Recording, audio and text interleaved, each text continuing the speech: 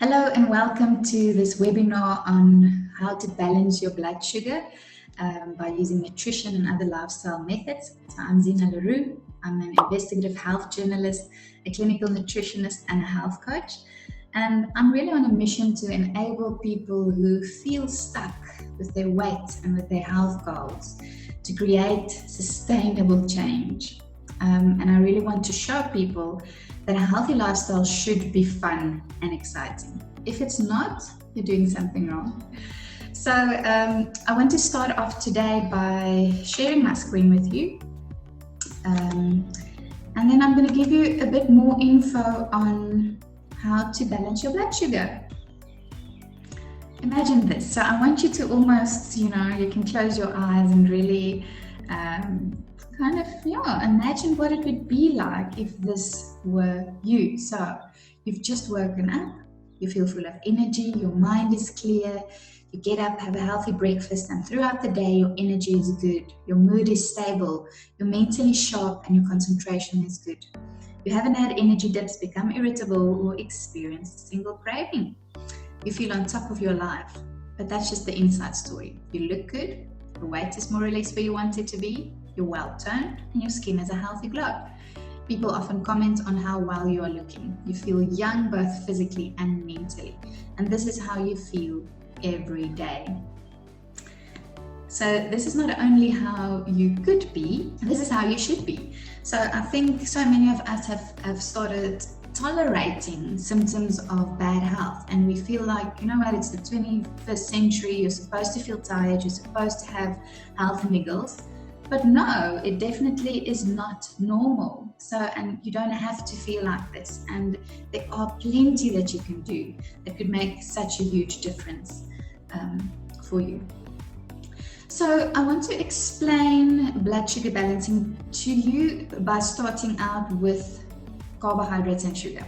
So any carbohydrate containing food, that includes, all your breads, your rices, and even vegetables and fruits, they also contain carbohydrates. When they are digested, they are broken down into glucose, or another name for that is sugar. So it gets turned into glucose and it gets absorbed into your blood. So glucose serves a very important function. So yes, there's a few harmful things as well, but glucose is a source of energy, and it's actually also the main fuel source for the brain. So this is what happens. So let's say you are having a piece of white toast. What's going to happen is it's going to be converted into glucose and absorbed into your bloodstream. And when this happens, the pancreas releases insulin. And insulin's job is to take that glucose from your bloodstream and put it into your cells. But unfortunately, if this happens too often, the body kind of stops responding to insulin or stops listening to insulin. And this is when you become insulin resistant. And that is obviously the precursor to diabetes type 2. And there's a lot of other things that, there's a lot of harm that the glucose in the bloodstream causes. So obviously if the body is not responding to insulin anymore, there's an excess of glucose that stays in the arteries. And the glucose is actually toxic, so it damages the arteries, it damages brain cells, it damages kidneys, eyes. And glucose also feeds infections. It causes chronic inflammation. It promotes formation of blood clots. So there's a lot of things that are really negative. And all the excess. So let's say there's glucose in the bloodstream and it needs to go into the cells, but the cells are already satisfied, and there goes another splurge of glucose into the bloodstream. There's nowhere for it to go. So what happens is it gets stored, all the extra gets stored as fat. And obviously what goes up must go down. So after you've had a blood sugar spike, you will also experience a blood sugar dip. So many of you might be familiar with this, but this is when you feel tired, when your mood might be low, your concentration might also be low, and the body actually releases cortisol, it's your stress hormone, because it goes into a primal panic. you need to restore balance. So I often tell my clients, when you're there, it's really not a case of self-discipline. This is, your body needs to restore balance. It's going to make you crave exactly those things that are going to give you a spike again, and that is your carbohydrates and your sugars. So if you find yourself that you're craving a lot of carbohydrates and sugars, you might be in this vicious cycle. So the ideal here would be to have an even curve. We don't want, these spikes or the dips, because if you are in this vicious cycle, believe you me, you are going to feel fatigued. You are going to have cravings, your concentration will be low, and you'll be doing a lot of damage to your body. So how do we get that even curve, right? That's the big question. So to explain that to you, it's important to note that only carbohydrates have an impact on your blood sugar levels. So proteins and fats, you can see examples of what proteins and fats consist of. They do not impact your blood sugar levels at all. Sometimes proteins, when you take in too much, it does also get converted to glucose, so portion sizes are important, but carbohydrates are the main thing that you need to be cautious of. Okay, so what can you do to get that even curve? So number one would be to not leave a too big a gap between meals or snacks. So this is not something I would suggest forever or for everyone, but if you know that your blood sugar levels are not balanced, I will start out here by doing this. If after a period of time you feel like you don't need the snacks or whatever anymore, then go for it. I mean, I'm definitely also a fan of some of the effects that the intermittent fasting can have on your body. So if you don't feel like having breakfast or you don't need the snacks, absolutely, after a while, when your blood sugar is balanced. But if you go for too long without eating something, you go into that dip. So, and then you go into that vicious cycle. So we really don't want you to go there. Okay, the second guideline would be to eat protein every single time you eat. This is just because protein is more complex to digest. So let's say that piece of toast that I spoke about, when you're eating that, let's say it's a white piece of toast, it's going to spike your blood sugar level. But if you eat an egg with that, there's some protein, so it's more complex to digest. So it won't spike you as much. So it's just going to give you more of an even curve. Okay. And then also the third guideline would be to be selective about the quantity and the quality of the carbohydrates that you're having. So this I will explain to you in a bit more detail just now, but you might know a simple guideline here would be that something like a white piece of toast is going to spike you more, versus if you bring in fiber. So the moment you bring in more fiber, it's going to even out the curve more and lower the impact that the food will have on your blood sugar levels. All right. So there's different ways to approach this, right? There's kind of like your general guidelines, like these 3 rules that you can kind of follow.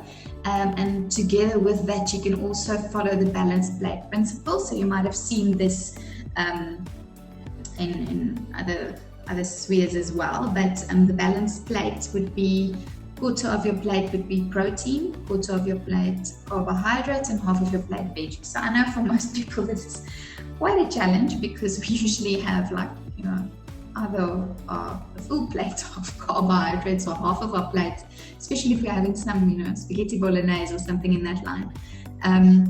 But this is maybe just something to work towards. So, maybe you can't do this immediately, but keep this in mind. And then, I'm not definitely necessarily a great fan of these specific portions, but some people like the guidelines. So if you find this valuable, then you can look at these different portion sizes.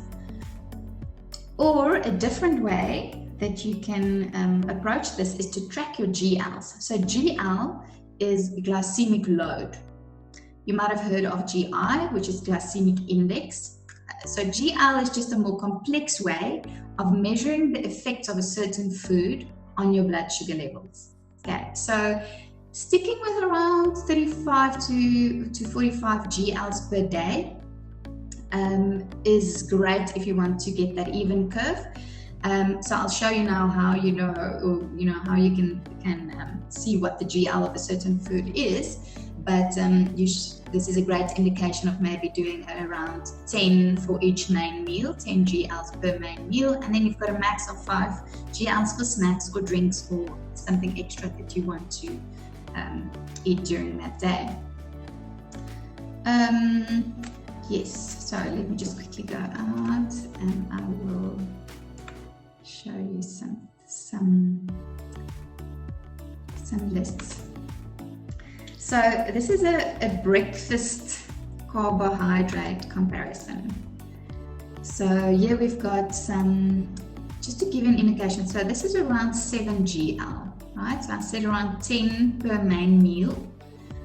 So there's a bit of a gap for maybe 1 or 2 small things that you can add. But so a big bowl, like 90 grams of oats, is around 7 GLs, while Rice Krispies, you can have 10 grams for 7 GL. Even cornflakes, and Special K, we often think, this is a great healthy choice.